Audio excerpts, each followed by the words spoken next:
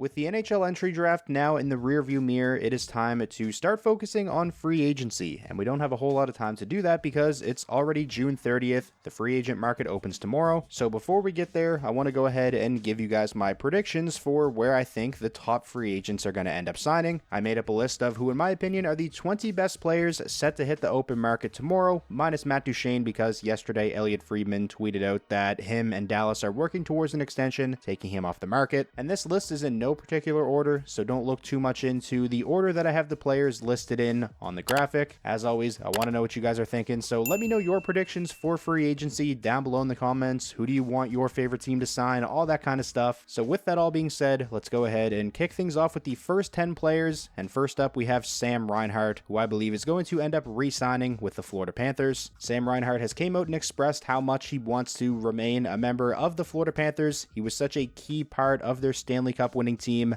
I think Bill Zito is going to do his best to keep the core intact, and Sam Reinhart is obviously a massive part of that core. The Panthers also have the advantage of being the only team that can offer Sam Reinhart an 8-year deal. There's the tax advantages as well, no state tax in Florida, which definitely comes into play during negotiations. All signs seem to be pointing to Sam Reinhart returning to the Florida Panthers, so that's what I think ends up happening. Next up on the list, we have Jake Guentzel, and my prediction is he signs with the Tampa Bay Lightning. Over the last 24 hours, Tampa Bay has really emerged as one of the front runners to land Jake Guentzel after clearing up a ton of cap space by trading Mikhail Sergachev and Tanner Jeannot. Based on everything that's being reported, it does not sound like Steven Stamkos is going to be coming back to Tampa, which is obviously going to leave a massive hole in their top six. Stamkos is coming off of a 40-goal season, so what better way to replace a 40-goal scorer than with a former two-time 40-goal scorer in Jake Guentzel. The Lightning now have the cap space to be able to throw a massive offer at Guentzel, and I think it's going to be a really appealing option for him. Same as the Florida Panthers, you have the tax advantages, the nice weather factor, the opportunity to go play with guys like Nikita Kucherov, who is one of the league's best playmakers, is coming off of a season in which he was a Hart Trophy finalist, and also a dynamic center like Braden Point. I think it's going to be too good of an offer to pass up for Jake Guentzel, so my prediction is he signs with Tampa. Next up on my list, we have Steven Stamkos, and like I just mentioned, it doesn't sound like Stamkos and Tampa Bay are going to be able to come to terms on a new deal, so my prediction is Steven Stamkos ends up signing with the Detroit Red Wings. Detroit is in desperate need of a top 6 forward or multiple, especially if Patrick Kane ends up leaving. I think Stamkos makes a ton of sense as a fit for the Red Wings. There's the Yzerman connection there, who of course was the former general manager of the Tampa Bay Lightning. He's also very familiar with Red Wings head coach Derek Lalonde, who served as Tampa Bay Lightning assistant coach from 2018 to 2022. I believe that if Stamkos does end up leaving Tampa Bay, which again, based off everything that's being reported, it sounds like that's where things are headed, then wherever he signs, he's going to want some familiarity, and he's going to have that in Detroit with Lalonde and Yzerman, along with staying in the Atlantic Division. Moving on now to the next player on my list, we have Elias Lindholm, who I believe is going to end up signing with the Boston Bruins. Lindholm is a player that they've been connected to in the past. They were one of the teams that were reportedly interested in trading for Lindholm before he was dealt to Vancouver, and even after he was traded to Vancouver, there was some talk about the Canucks potentially flipping Lindholm to the Boston Bruins so they could go out and acquire Jake Guentzel. The fit makes all the sense in the world. This one feels like a slam dunk. I'd honestly be surprised if Lindholm ends up signing anywhere else other than Boston. Next up on my list, we have Jonathan Marchessault, who has came out and said publicly that he wants to stay in Vegas. He wants to retire as a member of the Golden Knights, but I really just don't see how Vegas would be able to make this work financially. Jonathan Marchessault is coming off of a season in which he scored a career-high 42 goals. He was the Conn Smythe Trophy winner as playoffs MVP when they won the Cup in 2023. I think Marchessault is a guy who could command upwards of $7 million a season on the open market, and I just don't know how Vegas competes with that. So my prediction is Jonathan Marchessault signs with the Chicago Blackhawks, who are looking to add some more talented forwards around Connor Bedard. Kyle Davidson has came out and said that he's going to be cautious when it comes to signing free agents. He knows the Blackhawks have a ton of cap space, but once that cap space evaporates, it's hard to get back. The good thing about Marchessault is I don't think he's the kind of guy that's going to be in the market for a 6, 7, or 8-year deal. He's 33 years old. My guess is Marchessault signs a deal in the range of 3 to 4 years, somewhere between 7 and 7.5 million a season, and that's the kind of deal that I don't think would end up hurting the Chicago Blackhawks somewhere down down the line. You could make the argument that Jonathan Marchessault at 33 years old would probably want to sign with a contender, but he's already won a Stanley Cup.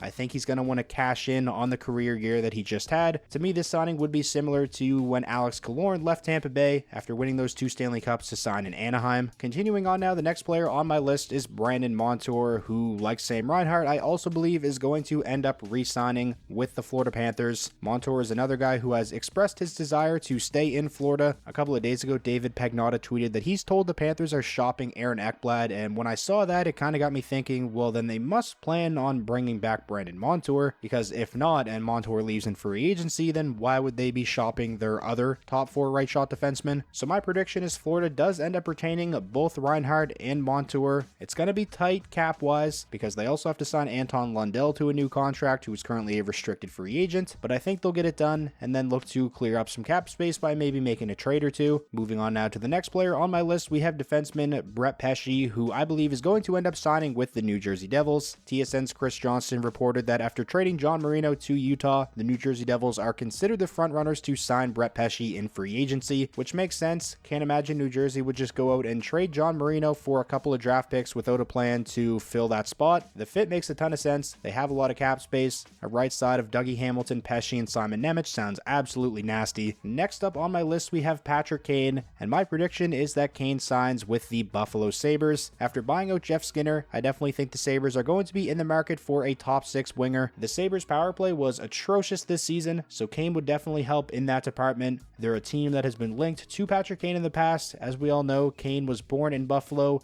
grew up a Sabres fan, so you have to imagine the idea of going and playing for your hometown team to finish out your career would be pretty appealing for him. Next up on my list, we have defenseman Matt Roy, who I'm predicting signs with the Ottawa Senators. Ottawa really struggled defensively this season, 26th in the league in goals against per game. They had the 29th ranked penalty kill as well. The Senators need to improve defensively. They also need a top 4 right shot defenseman. Matt Roy checks all the boxes. In my opinion, this is exactly the kind of player the Ottawa Senators need. Moving on now to the next player on my list, we have Jake DeBrusk, and my prediction is DeBrusk signs with the Edmonton Oilers. Elliot Friedman said that both Alberta teams are interested in DeBrusk, Calgary, and Edmonton, along with a few other teams that he mentioned like Seattle and Nashville. In my opinion, Jake DeBrusk would be a perfect fit for the Edmonton Oilers middle 6. I think he's one of the more undervalued and underrated forward that's set to hit the open market on July 1st. He's a guy that can get you 25 goals in a season, has good defensive analytics, he's capable of being effective on both special teams. Edmonton doesn't have a whole lot of cap space to work with, so they can't go out and target the real top tier forwards on the market like Jake Gensel and Sam Reinhart, so I believe Jake DeBrusk makes a ton of sense as a target for them. Moving on now to the next 10 players, starting off with defenseman Sean Walker, who I have signing with the New York Rangers. It sounds like Jacob Trouba's time in New York is up. It was reported by multiple different people earlier today that he could be a member of the Red Wings by the end of today, which did not end up happening, but the Rangers are definitely trying to get out from under that contract, and if that does indeed end up happening, then I think they're going to be in the market for a right shot defenseman. In my opinion, Sean Walker would be an upgrade over Jacob Trouba, and I can't imagine his cap hit is going to come in anywhere close to Jacob Trouba's $8.5 million. I'm a big fan of Sean Walker's game. He's an elite skater who doesn't need power play minutes to be effective offensively. Really good puck mover, decent on the penalty kill as well, and is the kind of defenseman you can put on any pairing. I feel like his game would complement the Rangers' playstyle really well. Next up on my list, we have Tyler Toffoli, who I have signing with the Vancouver Canucks. Vancouver is one of the teams that are reported to be in on Jake Gensel. He is one of their main targets, but as we talked about earlier in the video, I have Gensel signing with Tampa Bay, so if Vancouver isn't able to land Gensel, I think it makes sense for them to shift their focus to somebody like Tyler Toffoli, who has been one of the more consistent goal scorers in the NHL in recent years. He's now had back-to-back 30-plus goal seasons. He's scored 20 or more now in 4 straight. He's actually had a brief stint with Vancouver in the past, and he played really well for them. He's used to playing in Western Canada, as he's now spent time with Vancouver, Calgary, and Winnipeg. Is he Jake Gensel? No, but I definitely think Tyler Toffoli would be a fantastic fit in Vancouver's top 6. Continuing on now, next up on my list, we have Teuvo Teravainen. It's all but confirmed at this point that he won't be returning to Carolina.